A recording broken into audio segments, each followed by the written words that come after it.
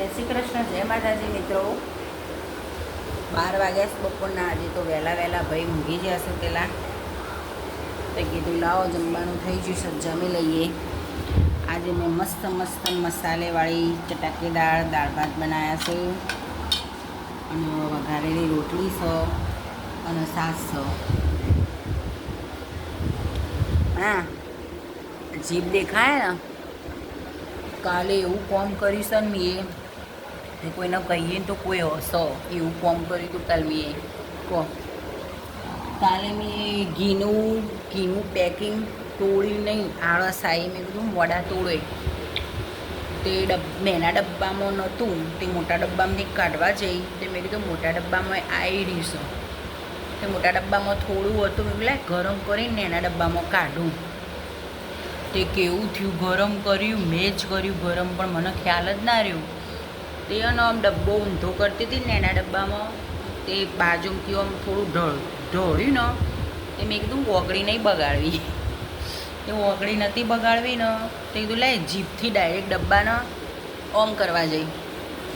ડબ્બો ગરમ લાય થેલો અને મારી જીભ જતી રહી. બાપરે બાપ, એવી બળી ને કોઈ ક્યાં જેવું જ નહીં, કોઈ એવી બળી. અત્યારે દવા લઈ આવી. જાતે કોકના કોક હું નાટક કરું છું. ગમે એટલો કોકના કોક મારે ચાલુ રહેશે. કોકના કોક હાથે ચાલુ હોય તો મારે ગમે એટલો કરવાનું. તો ચાલો આજ તો ઠંડુ બહુ કરવું જમવાનું અને પછી કોઈ નહીં તો ખવાય જ નહીં. આખું ઊંઘું જતું રહ્યું મારું. કાલની વિચારું કે સારું ગરમ મેં જ કર્યું હતું અને હા આવું ભોન જ ના રહ્યું મને.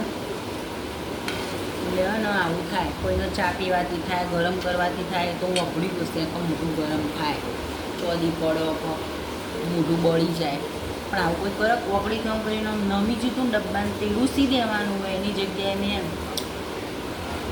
આવું કરી ગોડું તો આવું ગોડું કહેવાય કોઈ? મિત્રો મારા વિડીયોને સબસ્ક્રાઈબર કરજો પ્લીઝ. અને ચાલો મિત્રો જમવા. જો ડીશ ભરીને વઘારેલી રોટલી હોય બધી હું નહીં ખાઈ જવા તો મોડા ખાવાનું, પછી મોડા ભૂખ લાગે ને એટલે. તો વઘારેલી રોટલી અને દાળ ભાત બહુ જોરદાર. જીરા રાઈસ બને ને એવી બધી મિક્સ દાળો બનાવીએ. ચણાની, તુવેરની, મગની પોતરાવાળી દાળ, મગ નાખ્યા છે થોડા, મસૂરની દાળ, તો એ મિક્સ દાળો બનાવી તો સૌ જોઈએ ખવાય શક નહીં.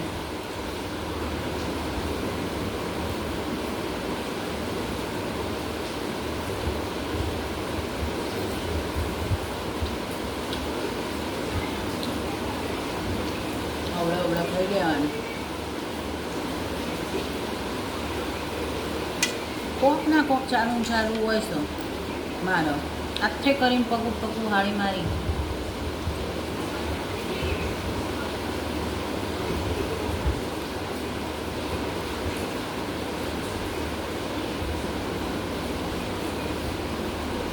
ખાટો ઓબળાનો ખાઈએ ને, લીંબુ નહીં હોતું ઘેર, પેલું ખટમણો ઓબળો આવે ને શું કહેવાય એ નોખે ને ખાટી દાળ થાય.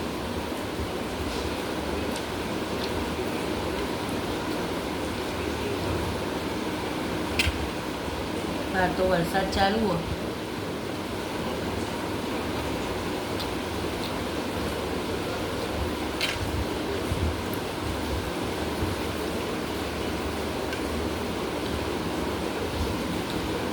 કોકમનો ઓબલો કે એવું કોક કહેવાય ને મને એ હ. આ મરચું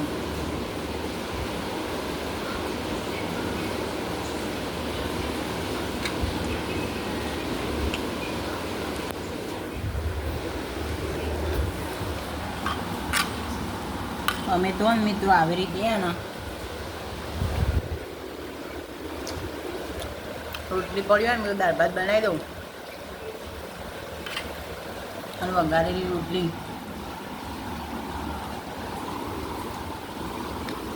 હું તો ખાઈ લઉં.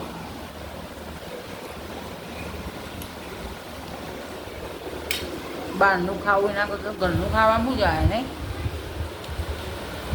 બહારનું તમે ગમે તેટલું ખા ને એ ટેસ્ટ નહીં આવતો. પહેલાં હું બહુ શોખીન હતી બહારનું ખાવાને.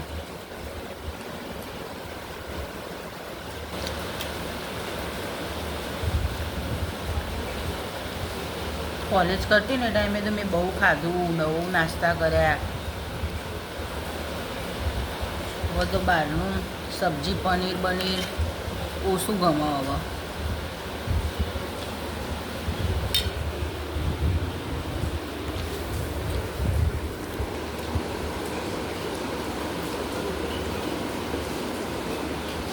ચાલો મિત્રો, જમી લો.